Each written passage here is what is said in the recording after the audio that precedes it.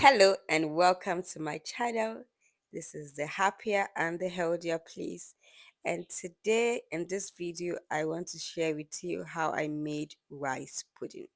So every time I make my food or I have to eat any food that's already made, I think of how I can make it healthier and still have it retain its delicious and yummy taste. So this is rice pudding, the quintessential faith way.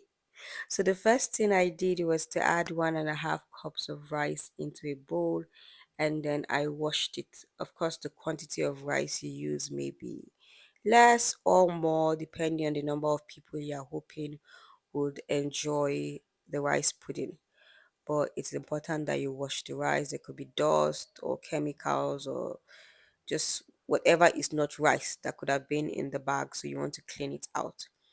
And then after cleaning it out, I added in clean water and allowed it to soak. So you can add water till it is above the level of the rice to let it soak. So the reason why I did this, I wanted to reduce the cooking time, because if the rice soaks for a while, it gets softer, and then I wouldn't have to leave it on stove for a long time, which anyway saves me time, but it also saves me money because it reduces the amount of gas or electricity that has to be used to cook the rice.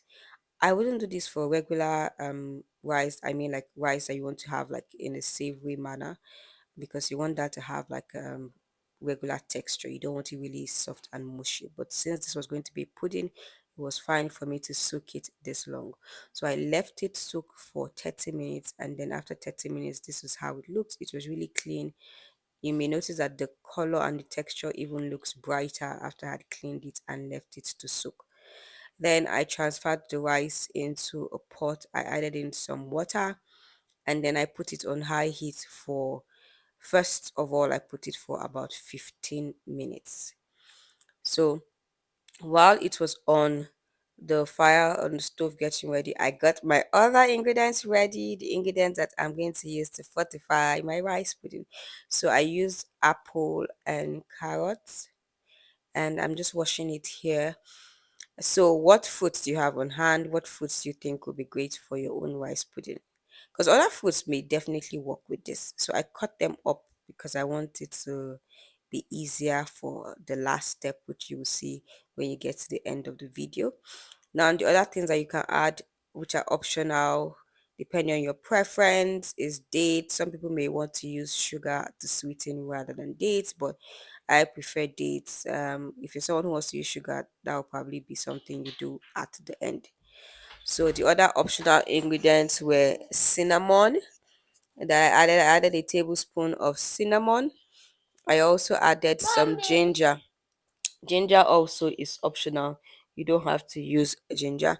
And then I made oat milk earlier that day, and this is the remaining extract from the oat milk, and I did not want it to waste, so I'm going to add it in too. And this is what it looks like in the pot. The rice had cooked for 15 minutes and was soft now, and I added in my apple and carrot and all the optional ingredients, including the dates, the cinnamon, and the ginger. Of course, I added in more water because the water had gone down, and then my oat pulp or oat extract. And then I let it cook till it was really soft and done. Make sure you taste to make sure it's really, really soft.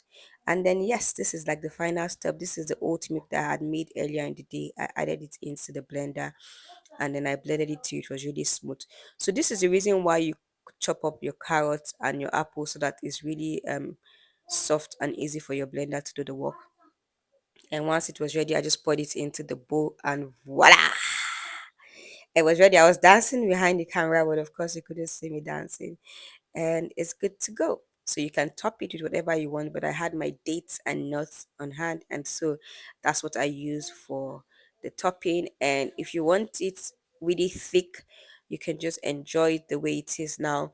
You don't have to add water or any other thing. But I wanted mine a little less thick, so I added in some more oat milk. Yes, and then I went and enjoyed. It was super yummy. It was delicious.